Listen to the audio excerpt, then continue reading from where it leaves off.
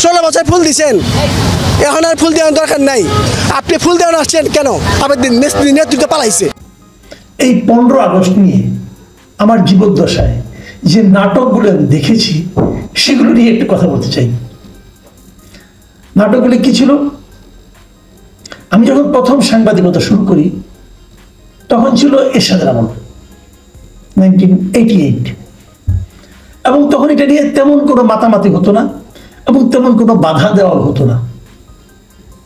তারপরে আমি দেখেছি বিএনপি যখন ক্ষমতায় এলো তারা এই 15 আগস্টকে তেমন গুরুত্ব দিত না, কোনো গুরুত্বই দিত না, কিন্তু তাদের শাসন আমলে আওয়ামী লীগ দলীয়ভাবে 15 আগস্ট পালন করতো, বিএনপি কোনো বাধাও দিত না। এক পর্যায়ে দেখলাম, একদম শুরুতেই নয়, তারা তো 91 ক্ষমতায় আসলো, এক পর্যায়ে দেখলাম যে 15 আগস্ট প্রধানমন্ত্রী বেগম খালেদা জিয়ার নাকি জন্মদিন, এবং উনি এইটা জন্মদিন পালন করা শুরু করলেন। এটা কিন্তু উনি প্রাইম মিনিস্টার হওয়ার আগে কোনোদিন 15 আগস্ট ওনাকে জন্মদিন পালন করতে আমরা দেখিনি, আমার মনে পড়ে না। হয়তো তখন জন্মদিন পালনই করতেন না, আমি বলতে পারবো না। অথবা ওনার কিন্তু আমি অন্য কোনো দিবসে জন্মদিন হয়েছে সেটাও দেখিনি, এটাও ঠিক। তো উনি প্রধানমন্ত্রী হওয়ার পরে জন্মদিন পালন হতে থাকলো, পাশাপাশি ওনার জন্মদিনও পালিত হতো, পাশাপাশি আওয়ামী লীগের পক্ষ থেকে ওনাদের যে দলের প্রতিষ্ঠাতা বঙ্গবন্ধু শেখ মুজিবুর রহমান, ওনার মৃত্যুবার্ষিকী পালিত হতো। এরপর যখন আওয়ামী লীগ ক্ষমতায় এলো 1996 সালে, তখন তারা এটাকে এই 15 আগস্ট জাতীয় শোক দিবস ঘোষণা করলো, এবং তখন রাষ্ট্রীয়ভাবে এই দিবসটা পালিত হতে শুরু করলো। আবার যখন 2001 সালে বিএনপি ক্ষমতায় এলো, তারা এটাকে জাতীয় শোক দিবস হিসেবে বাতিল করে দিল। তখন বেগম খালেদা জিয়া জন্মদিবসটা বেশ ঘটা করে পালিত হতে শুরু করলো। আওয়ামী লীগ তখনও তাদের মতো করে 15 আগস্ট দলীয়ভাবে পালন করত, কোনো সমস্যা ছিল না। 2009 যখন থেকে আওয়ামী লীগ ক্ষমতায় আসলো, আবার এবার তারা কি করলো? এবার তারা 15 আগস্টকে নিয়ে বেশ মেতে উঠলো, এবং এটাকে প্রবল ভাবে রাষ্ট্রীয়ভাবে এই দিবসটা তারা পালন করা শুরু করলো। এবং পাশাপাশি যাতে নাকি বেগম খালেদা জিয়া 15 আগস্ট জন্মদিন পালন না করে, সেই জন্য নানা রকম সামাজিক সাংস্কৃতিক প্রেশার ক্রিয়েট করতে শুরু করলো। এবং যতই দিন গেল আওয়ামী লীগের শাসন আমলের শেষ দিকে তারা এটা নিয়ে বাড়াবাড়ি যাকে বলে, শেষ দিকে এক পর্যায়ে এমন হলো 15 আগস্ট না, আগস্ট মাসটাই হয়ে গেল শোকের মাস, এবং আগস্ট মাসকে শোকের মাস মানে পালন করা শুরু করলো। ওখানে 21 আগস্টের গ্রেনেড হামলাও যুক্ত হলো। এইভাবে তারা আগস্ট মাসটাই শোকের মাস। প্রত্যেকটা মিডিয়াতে আমি দেখেছি তখন তারা আগস্ট মাস শোকের মাস ঘটা করে পালন করতো, একদম 1 তারিখ থেকে। মানে তাদের টেলিভিশনে দেখতাম ওই একটা পপ আপ থাকতো, ঘুরতো, কালো রঙের ব্যান্ড থাকতো, অনেক কিছু থাকতো, ব্যাস থাকতো, অনেক কিছু থাকতো। পত্রিকাগুলো তাই করলো, পত্রিকাগুলো ওরকম কালো রঙের ব্যাস বের করতো। মানে কে কার চেয়ে বেশি শোক প্রকাশ করে তার একটা কম্পিটিশন তখন আমি দেখেছি। আমি নিজেও তখন একটা মিডিয়াতে চাকরি করতাম, এই দীর্ঘ সময় তো আমি মিডিয়াতে ছিলাম, তা আমি সবাই আমার চোখের সামনে ঘটেছে দেখেছি। গত বছরের আগস্টের 5 তারিখে যেই মাত্র না আওয়ামী লীগ সরকারের পতন ঘটলো, শেখ হাসিনা ভারত চলে গেলেন, আওয়ামী লীগ সরকারের নেতৃবৃন্দ যারা সবাই পালিয়ে গেলেন, নতুন একটা গণ আন্দোলনের মাধ্যমে নতুন একটা সরকার আসলো। তারা দায়িত্ব নেওয়ার 8 তারিখে সরকার দায়িত্ব নিল, দায়িত্ব নেওয়ার পরের সপ্তাহেই তো 15 আগস্ট। সেই 15 আগস্টে কি হবে? সরকার সমস্ত পলিটিক্যাল পার্টিকে ডেকে ডেকে জিজ্ঞাসা করলো 15 আগস্টে কি করতে চায় তারা, এবং সবার কাছ থেকে একজনের মৌন সম্মতি লাভ করার পর তারা 15 আগস্ট পালন তো হলোই না, কাউকে করতেও দিল না, এবং এক পর্যায়ে তারা জাতীয় শোক দিবস হিসাবে 15 আগস্টকে বাতিল করে দিল। এবং সর্বশেষ দেখলাম এবার প্রধান উপদেষ্টা press secretary mister Shafiqul Alam উনি বললেন 15 আগস্ট মাসের আর সব দিনের মতো যে কোনো একটা দিন। এভাবে উনি 15 আগস্টকে মূল্যায়ন করলেন। আসলে মূল্যায়নের কিছু না, 15 আগস্টে কি ঘটেছিল এই জিনিসটা আমরা আরেকবার একটু রিক্যাপ করে ছোট করে বলছি। এই দিন ওই সময় 1975 সালের 15 আগস্টে ওই সময় যিনি বাংলাদেশের রাষ্ট্রপ্রধান ছিলেন, সরকার প্রধান ছিলেন বঙ্গবন্ধু শেখ মুজিবুর রহমান, উনি 32 সালে থাকতেন ধানমন্ডিতে, ওনাকে সপরিবারে হত্যা করা হয়। এবং হত্যা করার পেছনে কারণ দেখানো হয় যে উনি 72 সালের দায়িত্ব নেওয়ার পর থেকে 75 পর্যন্ত 3.5 বছরে দেশটাকে দুর্বিষহ একটা অবস্থায় পৌঁছে দিয়েছিলেন। দেশটা অর্থনৈতিকভাবে পঙ্গু হয়ে গিয়েছিল, মানুষের জীবনযাপন কঠিন হয়ে গিয়েছিল, এবং সর্বোপরি তার বিরুদ্ধে অভিযোগ ছিল উনি নাকি দেশটাকে ভারতের কাছে প্রায় বলতে গেলে বিক্রি করে দিয়েছিলেন অথবা ভারতের করদ রাজ্যে পরিণত করেছিলেন, এবং এই সঙ্গে উনি গণতন্ত্রকে গলা টিপে হত্যা করেছেন, বাকশাল কায়েম করেছেন, সমস্ত মানুষের বাক স্বাধীনতা নষ্ট করার জন্য উনি সমস্ত পত্রিকা বন্ধ করে দিয়েছেন, মাত্র 4টা পত্রিকা রেখে। এই সমস্ত অনেক ধরনের কথাই তার বিরুদ্ধে অভিযোগ করা হয়। এই অভিযোগগুলো একেবারে ভিত্তিহীন, আমি কিন্তু তা বলবো না।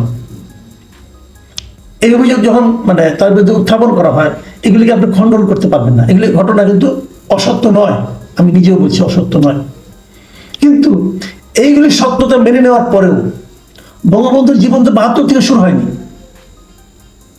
বঙ্গবন্ধুর জীবন আরো আগে থেকে শুরু হয়েছে, এবং আমাদের স্বাধীনতার আগের থেকে উনি কিন্তু বঙ্গবন্ধু হিসেবে মানুষের কাছে পরিচিত। তাকে সেই সম্মানটা দেশের মানুষ দিয়েছিল বলেই তাকে সবাই এই নামেই ডাকতো, এবং এই নাম ধারণ করে উনি কিন্তু আমাদের স্বাধীনতা এই সংগ্রামটা হয়েছে, এই সংগ্রামের সময়, যুদ্ধের সময় তাকে লোকে এইভাবে সম্মান করতো। এবং আমাদের আজকে যে স্বাধীন একটা দেশ পেয়েছি, এই আন্দোলনটা হয়েছে বঙ্গবন্ধু শেখ মুজিবুর রহমানের নামে। ওই সময় যারা মুক্তিযুদ্ধ করেছেন তারা জানতেন বঙ্গবন্ধুকে অ্যারেস্ট করে নিয়ে যাওয়া হয়েছিল পশ্চিম পাকিস্তানে, তৎকালীন পশ্চিম পাকিস্তানে।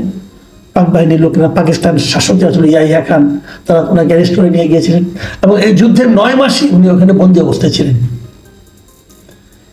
আপনি যদি বলবেন উনি কোনো ভূমিকা রাখেন না, কিন্তু একটা কথা আপনারা বলেন, এই সময় যদি লোকে জানতো যে বঙ্গবন্ধুর মৃত্যু হয়েছে, তাহলে মানুষ কিন্তু একদম যারা মুক্তিযুদ্ধ করেছিল সেই মুক্তিযুদ্ধ শেষ পর্যন্ত সফল হতো কিনা আমার সন্দেহ আছে।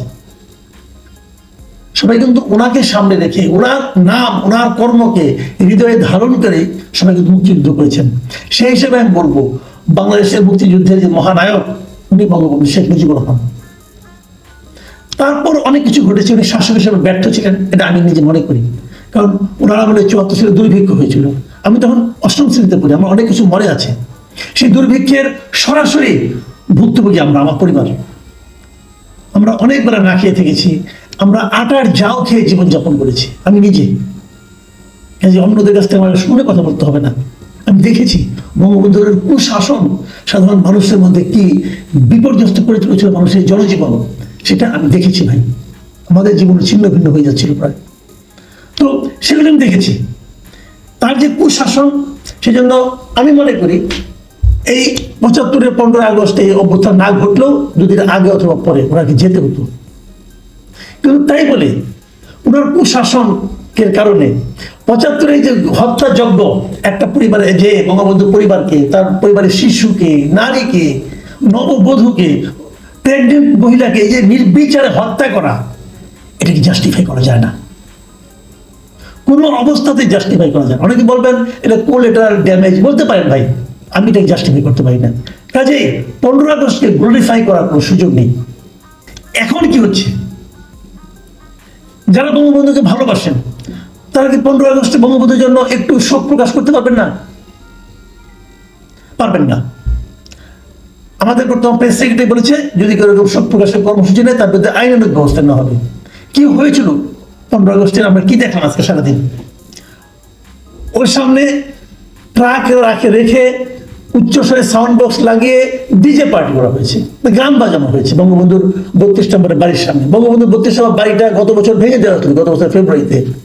সেই ভাঙা বাড়ির সামনে গান বাজানোর দরকারটা কি? ঢাকা ইউনিভার্সিটিতে ডিজে পার্টি হয়েছে, আপনি শোক প্রকাশ না করেন, একটা মৃত্যুকে কেন্দ্র করে তো আপনি উল্লাস প্রকাশ করতে পারেন না। এটা কি সভ্য কাজ হলো বলুন আপনারা? হ্যাঁ, আমি মানি হাসিনা সরকারের পতনের পর বিভিন্ন জায়গায় বঙ্গবন্ধু স্কাল্পচারগুলো, বিভিন্ন জায়গায় বঙ্গবন্ধু ভাস্কর্যগুলো ভাঙা হয়েছে। সেই ভাঙাটা ছিল আমি মনে করি হাসিনার দুঃশাসনের, হাসিনার প্রতি যে ক্ষোভ, সেই ক্ষোভের বহিঃপ্রকাশ। আমি এটাকে অস্বীকার করবো না, এবং সেটা নিয়ে আমি কোনো কথাও বলবো না। হাসিনা তার পিতাকে তুলতে তুলতে মানুষ থেকে মহামানব বানাতে চেয়েছিলেন, দেবতা বানাতে চেয়েছিলেন, এবং সেই অন্যায়ের জন্য প্রতিদান তারা মানুষ দিয়েছে তাকে। হাসিনাকে পালিয়ে যেতে হয়েছে। হাসিনা বঙ্গবন্ধুকে দেবতা বানাতে চেয়ে বঙ্গবন্ধুর ক্ষতি করেছেন, আর এখন বঙ্গবন্ধুকে নিচে নামাতে যে এরা যা করছেন, এতে বঙ্গবন্ধু তারা আবার উপরের দিকে তুলে ধরছেন। দেখুন, হাসিনা কি করলো কি না করলো, তার কি কুশাসন, তার দায় আপনি বঙ্গবন্ধু শেখ মুজিবকে দিতে পারেন না, আমাদের স্বাধীনতার মহানায়ককে দিতে পারেন না, একদমই পারেন না। কিন্তু সেটাই এখন হচ্ছে। হাসিনার ক্ষোভ যে পড়ছে তার পিতার উপর, যে কার উপর, যিনি আজকে থেকে কত বছর আগে বলুন, 50 বছর আগে যিনি মারা গেছেন জাস্ট, আজকে তারা এসব সিদ্ধান্ত দিচ্ছেন, তাদের জন্ম তখন হয় নাই। তো এটা কেন? এর মাধ্যমে আপনি প্রতিহিংসা প্রকাশ করছেন। প্রতিহিংসা কি জাতিকে অগ্রসর করতে পারবে? আজকে দেখলাম অনেক লোক ঢাকার বাইরে থেকে এসেছেন, বয়স্ক লোক, নারী এসেছেন, যারা বঙ্গবন্ধুকে ভালোবাসেন, তাদেরকে হেনস্থা করা হয়েছে। প্রেস সেক্রেটারি বলেছিল আইনানুগ ব্যবস্থা নেওয়া হবে। এই আইনানুগ মানে হলো হেনস্থা করা, সেটা বুঝতে পারলাম। অনেকগুলো ভিডিও দেখলাম আমরা সোশ্যাল মিডিয়ায়। এটা কোনো সভ্যতা নয়। আমি স্পষ্টভাবে দায়িত্ব নিয়ে বলতে চাচ্ছি, এটা সভ্যতা নয়। আপনি তাকে অপছন্দ করতে পারেন, আমার কোনো না নাই। কেউ যদি তাকে পছন্দ করে, কেউ যদি তাকে পছন্দ করে তার মৃত্যুতে শোক প্রকাশ করে, আপনি বাধা দেবেন কেন? কোন আইনে বাধা দেবেন? কেউ শোক প্রকাশ করবে, কেউ শোক প্রকাশ করবে না, যার যার ব্যাপার। আমাদের দেশে আমাদের কালচার একটা আছে, পরম শত্রু যদি মৃত্যু হয় তবু তার মৃত্যুতে কেউ আলহামদুলিল্লাহ বলে না। আমাদের বাবা মারা এগুলো আমাদের শেখায় নাই। যারা আজকে ডিজে পার্টি করছে, তাদের এটা কে শিখিয়েছে? তার বাবা মা শিখিয়েছে? আমার মনে হয় না। তাদের মাথার মধ্যে রাজনীতির একটা প্রতিহিংসা পরায়ণ চিন্তা ঢুকে দেওয়া হয়েছে। এটা ঢুকে লাভ কি? এতে করে কি আপনি দেশকে অগ্রসর করতে পারবেন? আপনি প্রতিহিংসা চরিতার্থ করতে পারবেন।